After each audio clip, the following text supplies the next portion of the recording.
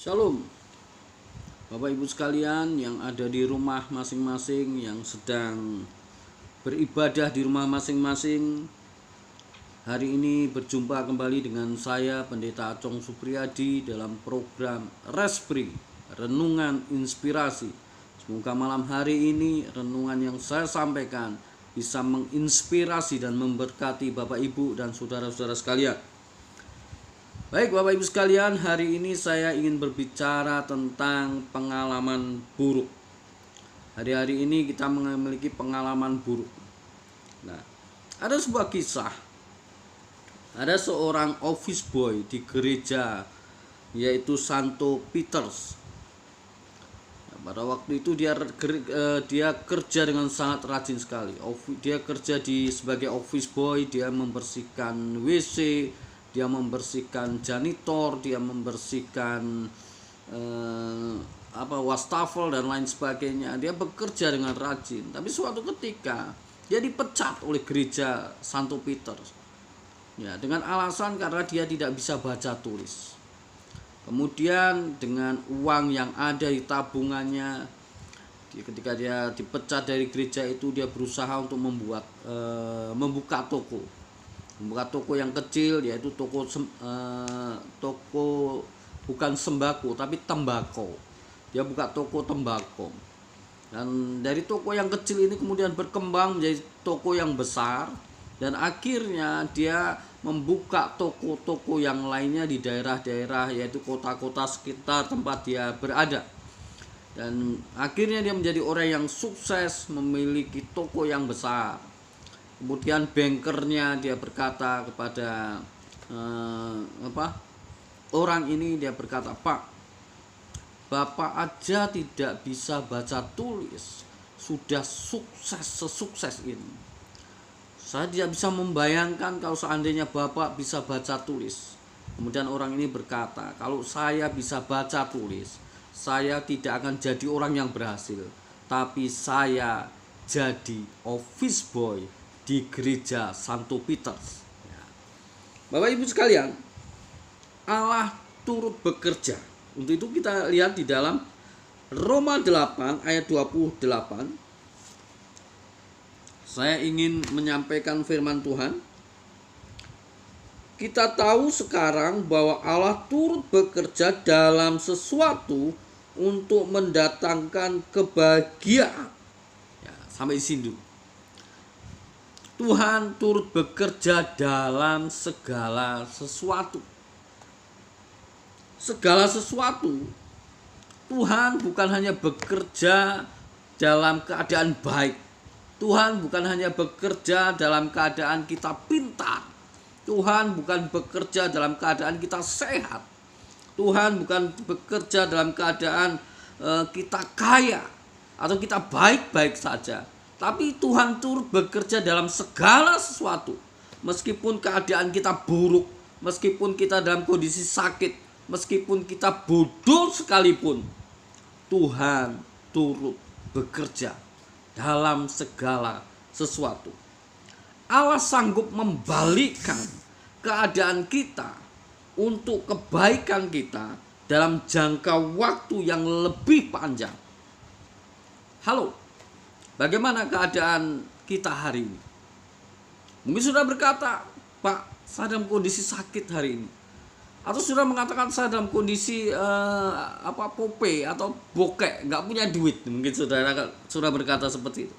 Atau sudah berkata, "Wah Pak, saya sedang galau hari-hari ini. Saya jadi pengangguran, saya nggak bisa kerja, saya hanya di rumah saja. Ya, kebutuhan semakin banyak, income nggak ada." Saudara, hari-hari ini mungkin kita dalam kondisi yaitu terjepit.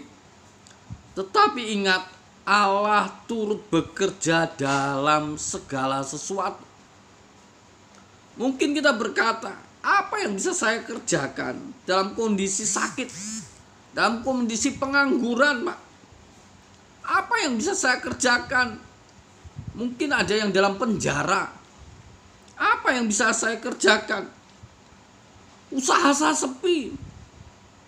Saudara, berapa banyak yaitu tempat tidur dalam rumah sakit menjadi saksi orang-orang yang dipulihkan, orang-orang yang disembuhkan, orang-orang yang diubahkan oleh Tuhan. Berapa banyak sel-sel penjara menjadi saksi bahwa orang-orang itu mengalami perubahan dalam kehidupannya. Bahkan ada menjadi pendeta, ada menjadi pengusaha yang sukses gara-gara yaitu mengalami keadaan yang sulit. Berapa banyak air mata itu menjadi saksi bagaimana Allah bekerja dalam kehidupannya, Allah mengerubah dalam kehidupan kita. Untuk itu, mari dalam kehidupan kita percaya Allah bekerja dalam segala sesuatu. Yang kedua, mari kita lihat di dalam Roma 8 ayat 28 bagian B.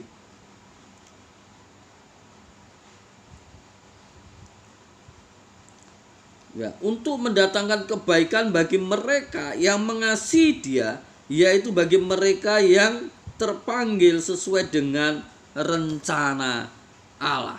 Yang kedua, saudara, janji ini hanya untuk orang-orang percaya, orang-orang yang terpanggil untuk percaya kepada Kristus.